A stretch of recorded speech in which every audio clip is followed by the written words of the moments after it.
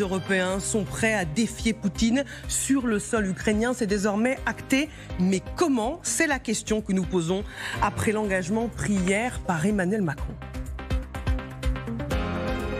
Nous avons aujourd'hui 26 pays qui formellement se sont engagés, plusieurs autres ont encore à clarifier leur position, mais 26 pays qui se sont engagés à déployer comme force de réassurance des troupes en Ukraine ou à être présents sur le sol, en mer ou dans les airs pour apporter cette réassurance au territoire ukrainien et à l'Ukraine le jour d'après le cessez-le-feu ou la paix. Alors, allons plus loin avec vous, Général Chevancy, carte à l'appui. On sait que le déploiement des troupes au sol est au cœur des garanties de sécurité que les Européens sont désormais prêts à apporter à l'Ukraine. Mais le premier point, c'est qui participera. Alors, on a coloré en vert les pays qui sont prêts à envoyer des troupes au sol. En marron, ceux qui s'engagent, mais pas troops on the ground, comme on dit en anglais. Et puis, au-delà des Européens, la Turquie, l'Australie, le Canada et la Nouvelle-Zélande sont prêts également à sauter le pas, mais on ne sait pas quelle serait l'ampleur des effectifs qu'ils pourraient envoyer sur le terrain. On voit bien qu'il y a une division des Européens sur la question générale. Oui, alors d'abord, il faut remarquer que c'est plutôt les pays nordiques, plus la France et l'Angleterre, qui font le bloc majeur. Pourquoi ? D'abord, les pays nordiques sont très investis depuis le départ dans cette guerre en appui à l'Ukraine. Même s'ils n'ont pas des effectifs énormes, c'est quand même pas des dizaines de milliers d'hommes, néanmoins, ils sont très derrière l'Ukraine. Maintenant, les deux principales armées expérimentées de l'Europe, c'est la France et la Grande-Bretagne. Reste quand même une autre armée, à peu près des mêmes effectifs, tout comme la Pologne, qui, malgré, je dirais, leur intérêt dans cette affaire-là, ne veulent pas donner à la date d'aujourd'hui de soldats. Donc on reste sur deux, et l'Italie, pareil. Oui. Donc on a la France et le Royaume-Uni, capables de projeter des forces aguerries, équipées, pas des centaines de milliers d'hommes, mais en gros, on pourrait dire entre 10 et 30 000, ce qui laisse une marge assez importante, sachant qu'il faut toujours prévoir la relève, mais donc une force significative. Et la force aura toute sa puissance le jour où effectivement l'Allemagne, sinon la Pologne, rejoindront finalement cette coalition des États pro-ukrainiens. Alors le deuxième point, c'est quelle mission pour ces troupes qui seraient envoyées en Ukraine? On peut regarder ensemble la deuxième carte. Alors il y a deux scénarios qui sont possibles. Le premier scénario, on a représenté en bleu des soldats qui seraient là pour être là, oui, je vais y arriver, comme une force de dissuasion.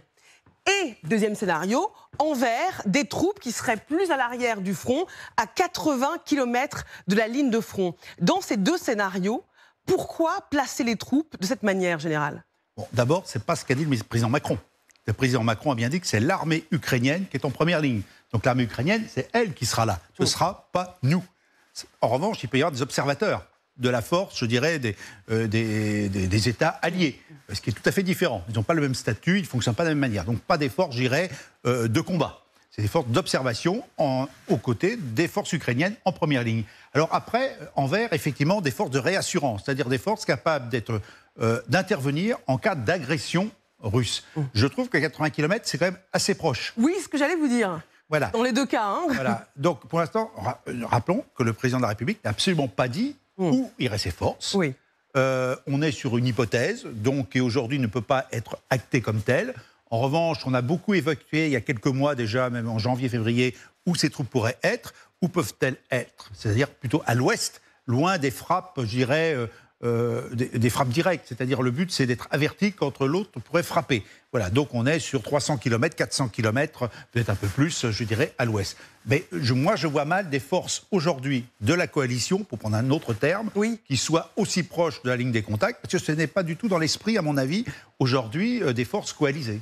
Mais alors, ce serait quoi leur mission? Parce que là, on a montré en rouge une éventuelle frontière qui serait la frontière là où les combats s'arrêteraient. Imaginons demain, on part sur cette frontière. Quel est le sens d'une force de réassurance si elle est si loin du front en cas d'attaque russe? C'est l'armée ukrainienne qui assure la première mission, mais je crois que là, tout le monde est très clair. On ne veut pas que des soldats européens soient pris sous le feu, même sous la forme d'un simple incident. Donc déjà, il faut qu'on soit loin. Maintenant, intervenir, on n'est pas obligé d'être aussi près. Le but, c'est d'être au moins en assurer la base arrière, c'est aussi être capable d'intervenir sur tous les points du front. N'oublions pas qu'aujourd'hui, vous avez en gros 1000 à 1200 km de front. Oui. Donc, 10 ou 15 000 hommes, il faut qu'ils puissent intervenir partout où il y aurait un besoin. Donc moi, je vois mal comment on pourrait être aussi près. D'abord parce qu'on serait beaucoup plus vulnérable. Ensuite, il ne faut pas se faire d'illusions. Si on met des forces sur le terrain, elles seront aussi équipées pour se protéger contre l'attaque aérienne. Ça veut dire aussi qu'on ne peut pas évacuer la possibilité de forces aériennes en appui de ces forces. Ces forces terrestres ne seront pas seules. Il y aura forcément un espace complet aérien qui sera pris en charge, soit pour la défense contre les missiles et les drones, soit aussi contre la chasse ennemie. Donc aujourd'hui, on est, à mon avis, à plusieurs centaines de kilomètres à l'ouest de cette ligne, en mesure d'hommes. Mais est-ce que c'est les 10, 20, 30 000 hommes qui changeraient quelque chose? Ça va changer les choses sur un seul point. Ce sont des troupes, je dirais, montrant l'engagement politique des États coalisés. C'est-à-dire que si elles sont attaquées, d'une part, elles peuvent réagir. Et si elles sont attaquées, ça veut dire que celui qui attaque se met tous les pays concernés en situation de guerre.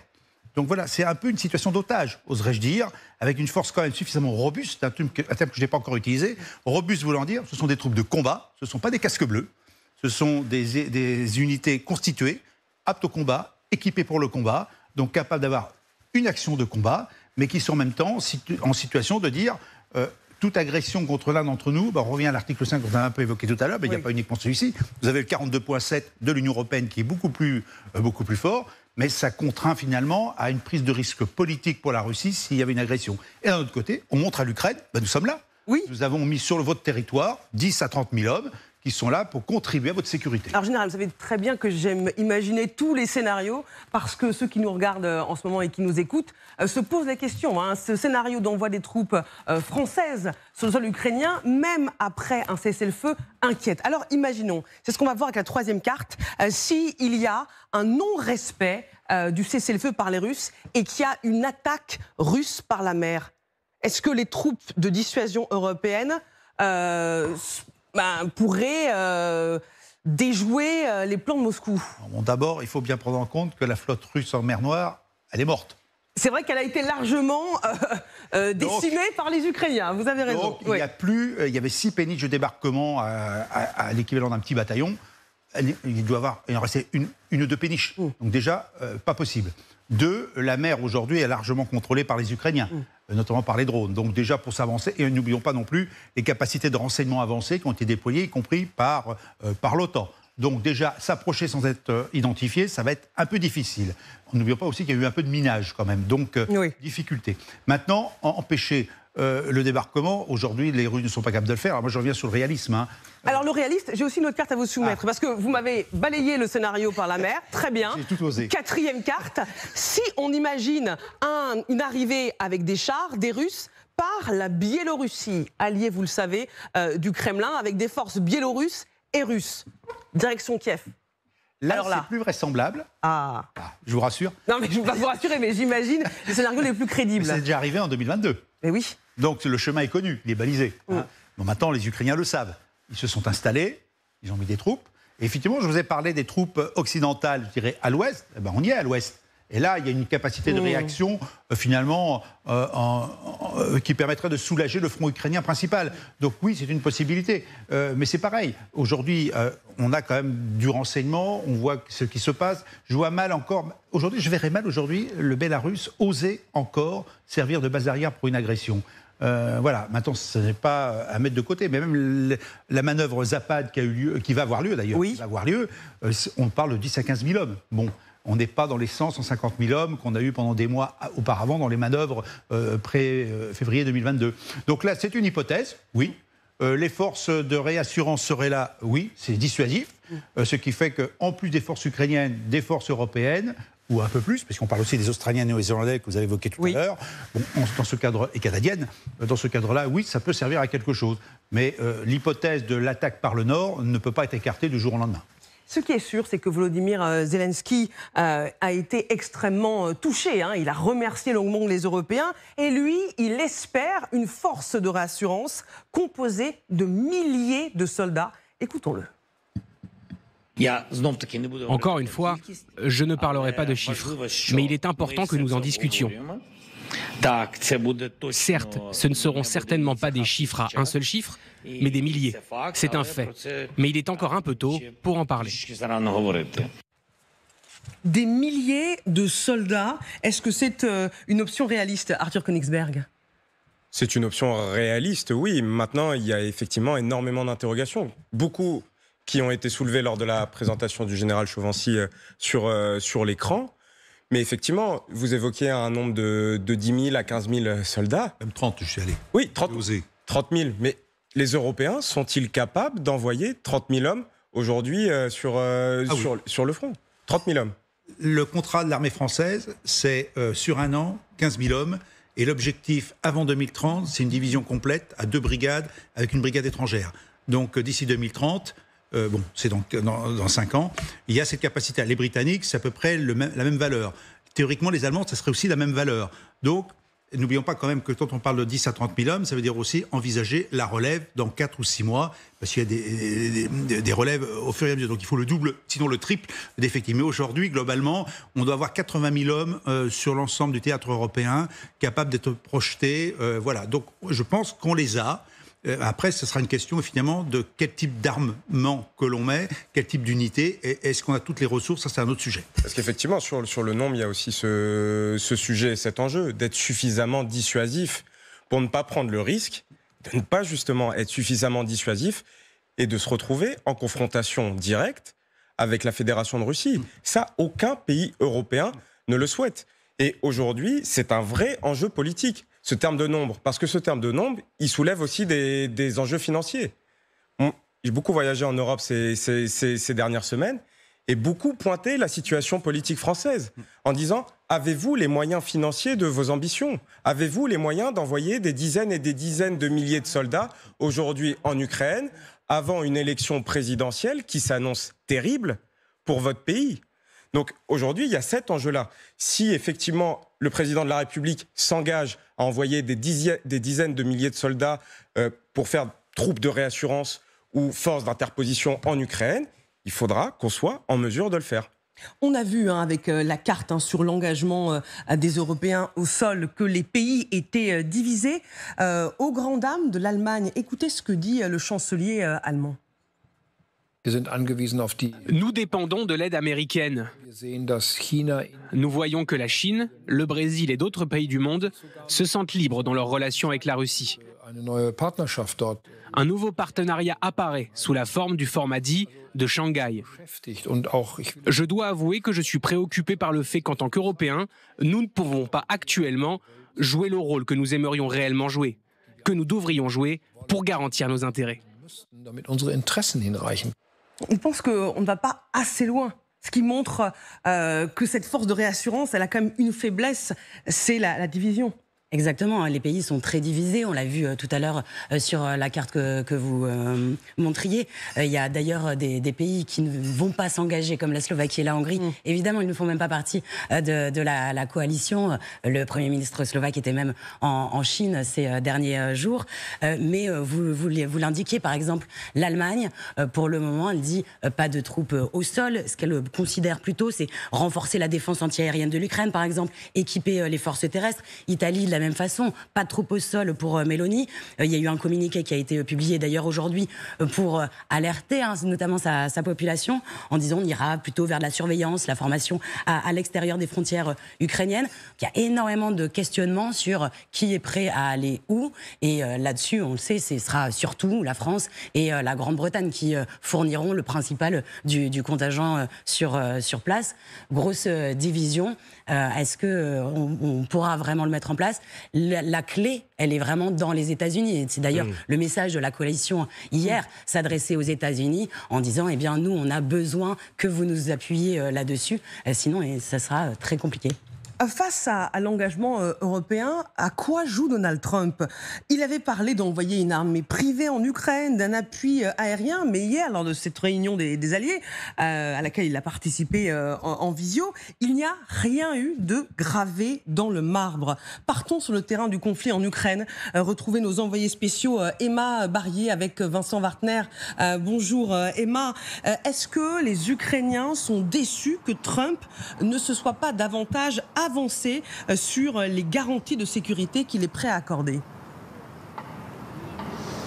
Oui, effectivement, ils sont déçus. En tout cas, ils ne sont pas surpris d'apprendre cette nouvelle. Ils ont l'habitude qu'on leur dise d'attendre, d'autant plus quand ça vient de Donald Trump, des Américains. En fait, pour tout vous dire, ici, dans la presse locale, ils évoquent surtout les sanctions évoquées par les Européens contre la Russie. En fait, ça leur semble bien plus efficace, ou en tout cas, ça leur donne plus d'espoir que ces garanties de sécurité à venir, qu'elles soient concrètes ou non. D'autant plus que, disons-le ici, garantie de sécurité, ça voudrait dire qu'il y aurait eu un accord de paix trouvé au préalable. Or, ici, un cessez-le-feu, ça paraît très lointain, un accord de paix n'est même pas envisageable. Et donc, en attendant que Donald Trump se décide, eh bien, en attendant, ce que cela signifie sur le front, ça signifie continuer de se battre, continuer de perdre des hommes dans le combat. Dans le Donbass, la guerre n'est pas sur pause pendant ces discussions diplomatiques. Je vous le rappelle que des troupes russes continuent de s'amasser sur le front et donc les soldats ukrainiens s'attendent à combattre encore intensément pendant de nombreuses semaines jusqu'à l'arrivée de l'hiver s'il le faut. Et donc, la seule chose qu'ils répètent et qu'ils demandent, c'est un renforcement de l'armée ukrainienne. Il leur faut des armes, des munitions, des drones. Pour eux, c'est la seule garantie de sécurité qui vaille pour le moment, plutôt que de commencer à parler d'entreapercevoir une fin éventuelle d'une guerre ici sur le territoire ukrainien. Merci beaucoup Emma Barrier avec Vincent Wartner en direct de Kiev, nos envoyés spéciaux en Ukraine. Claire, la question que l'on se pose, c'est quand est-ce que Donald Trump, qui fait des allers-retours depuis des semaines, va choisir son camp ? Oui, il n'arrête pas de laisser traîner. Il a mis des délais dans 15 jours, puis dans 10 jours, etc. Et à chaque fois, on voit qu'on arrive à cette date limite et puis qu'aucune sanction n'est appliquée. À chaque fois, le président russe arrive à apporter une petite précision, à lui donner un petit gage. Et ça suffit au président américain pour laisser encore traîner les choses. Alors, pour le moment, il y a les Européens. Antonio Costa qui a annoncé aujourd'hui qu'une délégation européenne aller à Washington pour aller discuter plus amplement de sanctions communes avec les Américains. Bon, la grande question, c'est est-ce que vraiment on va réussir à en sortir quelque chose ? Le doute subsiste. Il y a eu une évolution, clairement, de la part de Donald Trump. Au départ, il n'était pas du tout ouvert. On a vu qu'après l'échec de la séquence en Alaska, il s'est dit « Ok, on va pouvoir intégrer ces garanties de sécurité. Il va falloir effectivement agir. » Il se dit ces jours-ci très déçu de l'attitude de Donald Trump. Il a même mis un message sur son réseau social en disant que la Russie et l'Inde étaient perdues dans les bras de la Chine. Vous avez passé ce message. Donc, il y a une évolution. Est-il prêt à vraiment aller plus loin ? On peut se poser la question, parce que dans le même temps, on voit qu'il retire notamment certains financements sur l'Europe de l'Est, notamment dans les États baltes qui sont tout proches de la Russie. Donc, il y a de gros doutes, effectivement. Arthur Königsberg. Oui, il y a de gros doutes, parce que Donald Trump doute. Parce que, effectivement, il voit bien qu'aujourd'hui, ces Européens qui étaient venus le voir à la Maison-Blanche en août dernier, après sa rencontre avec Vladimir Poutine en Alaska, en Anchorage, ces Européens étaient venus lui présenter un plan, une première copie, et qu'hier, ils lui ont rendu la copie définitive. Et qu'aujourd'hui, la balle est dans son camp, mais il n'a aucun moyen, aucune carte. Vous saviez, il parlait à Volodymyr Zelensky dans le bureau ovale lorsqu'il avait tenté de l'humilier en février dernier, en lui disant vous n'avez pas les cartes en main. Et Donald Trump non plus. Face à Vladimir Poutine, en réalité, Donald Trump n'a pas vraiment de carte. Il n'en a qu'une. Il n'en a qu'une. Et il refuse de la jouer. Cette seule carte qu'il a en main pour amener Vladimir Poutine à la table de négociation, c'est de renforcer l'armée ukrainienne. Directement. Parce que les annonces du président américain des derniers mois de dire « Très bien, on permet un soutien américain à l'armée ukrainienne, mais cela doit passer par l'OTAN et par des financements européens. » Sauf que la situation économique et financière des pays européens ne leur permettent pas d'accroître ce soutien militaire à l'armée ukrainienne. Donc effectivement, Donald Trump aujourd'hui, quel moyen de pression a-t-il pour amener Vladimir Poutine à la table de négociation ? Parce que lorsqu'on regarde les cartes et lorsqu'on regarde... Il en a, mais il ne veut pas les actionner. Notamment les pressions sur le gaz, le pétrole, les sections financières. Et parce que même sur ce terrain, il est en train de perdre. C'est-à-dire que lorsqu'il a mis des sanctions douanières sur l'Inde, en la désignant comme un pays client des hydrocarbures de la Fédération de Russie, en la sanctionnant économiquement, en espérant qu'elle arrête de s'approvisionner en hydrocarbures russes, jour après jour, les Indiens affirment encore aujourd'hui qu'ils n'arrêteront pas d'acheter du pétrole russe. Donc ça ne marche pas. Ce qui aurait pu marcher, c'est effectivement des menaces, des sanctions envers les Chinois. Mais le président Trump a rapidement rétropédalé lorsque les Chinois ont dit qu'eux mettraient des sanctions sur, par exemple, les terres rares. Donc effectivement, Donald Trump est complètement bloqué. Il est complètement bloqué. Et c'est une chose que l'on répète depuis plusieurs mois, mais il est impossible d'établir un vrai rapport de force avec Vladimir Poutine, tout en concourant pour le prix Nobel de la paix. Général Chevoncy. Je dirais que le bilan, je vais m'aller plus loin, je vais dire simplement que Trump ne veut pas prendre position sur cette question-là. Et il prend des mesures dilatoires. Il est très facile pour la première puissance mondiale de prendre des décisions. La preuve, il a été capable de mettre du jour au lendemain 50%, 100% de taxes douanières sans état d'âme. Et là, il ne serait pas capable de soutenir fermement l'Ukraine. Donc pour moi, il a fait son choix. Il ne veut pas désavouer Vladimir Poutine. Il ne veut pas renforcer l'Europe et encore moins l'Ukraine. On l'a dit je ne sais pas combien de fois, ce n'est pas son sujet. Il veut s'en débarrasser. Alors, il y a toujours le prix Nobel de la paix derrière, mais enfin, bon, moi, je mets ça entre parenthèses. Je ne pense pas que ce soit le plus important. Je dis simplement quand même que ça ne l'intéresse pas et que je dirais que les mesures, ce qu'il fait aujourd'hui ou ce qu'il ne fait pas, c'est simplement, si les Européens n'ont pas compris, c'est en gros, débrouillez-vous, vous les Européens. C'est clair, c'est net. Mais hier, comme vous l'avez dit, Arthur, très justement, hier, les pays contributeurs ont dit, on fait ce que Trump avait demandé il y a 15 jours, 3 semaines. Ils l'ont fait. Maintenant, il dit, bon, la balle est dans ton corps maintenant. Mais il ne va pas la prendre. Il ne va pas la prendre. Et là, il faudra en tirer des conséquences. Et c'est une question que j'avais évoquée hier après-midi. Quel est le plan B ? Qu'est-ce que font les Européens si Trump ne donne pas une caution, finalement, à cette intervention après la paix, si elle était signée, ce soutien américain, on n'entend pas de plan B.